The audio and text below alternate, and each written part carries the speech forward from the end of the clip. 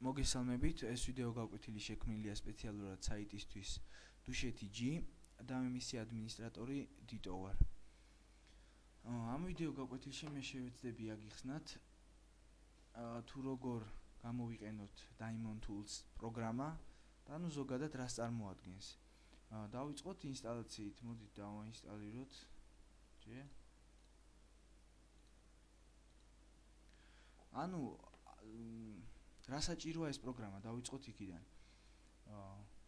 არსებობს ფაილები, რომელთა ძირითადად ეს თამაშები, რომლებსაც ვერ გახსნით Daemon Tools-ის გარეშე. ანუ არის რაღაც ფაილი, რომელსაც მხოლოდ და მხოლოდ კითხულობს Daemon Tools-ზე. აი თუნდაც ავიღოთ ნიმუშისთვის აი ეს ფაილი. ეს არის ვიდეო გაკვეთილი Microsoft Office-ის, რომელიც როგორც ხედავთ არის MDF ტიპის ფაილი და მისი ანუ ის ვერაფერი ვერ ხსნის. ეხლა დავაინსტალირეთ Daemon Tools-ი, გავუშვათ პროგრამა. როგორც ხედავთ, აი ჩაირთო.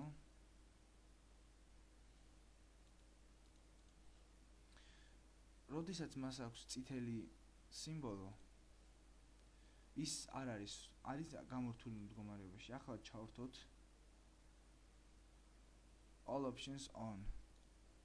როგორც ნახეთ, ფერი შეიცვალა და გახდა მწვანე. ანუ ჩართულია Daemon Tools-ი. ახლა გავხსნათ აი ეს პროგრამა, აი ეს ფაილი Daemon Tools-ით, ამას შვებით შემდეგნაირად, როგორც ხედავთ, გაჩნდა ახალი დისკ ჩამდები, ვირტუალური, რა თქმა უნდა. ესე იგი, მაუსის მარჯვენა კნოპკაზე დაწყაპუნებით ვიძახებთ დამატებით მენიუს. ავდივართ Virtual CD Room. შევდივართ Device 0 და Mount Image. ვეძებთ Files.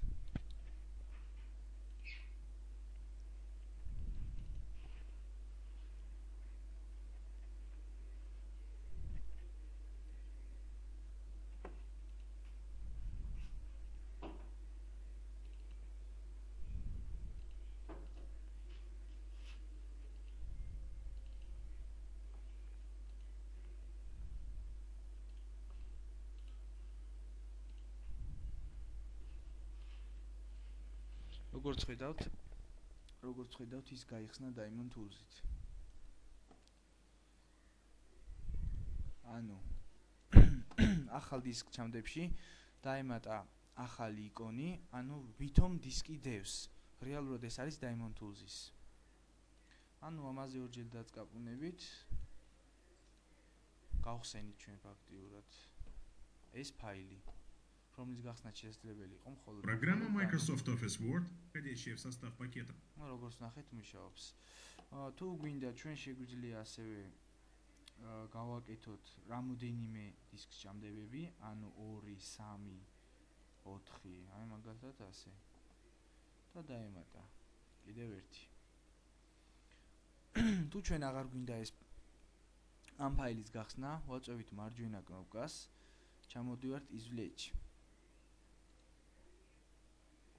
ანუ ეს იგივე ეფექტია, რომ დისკი როდესაც გამოაქვს რუმიდან. გონი გაიგეთ, დღეისათვის სულ ეს იყო. ნახვამდის.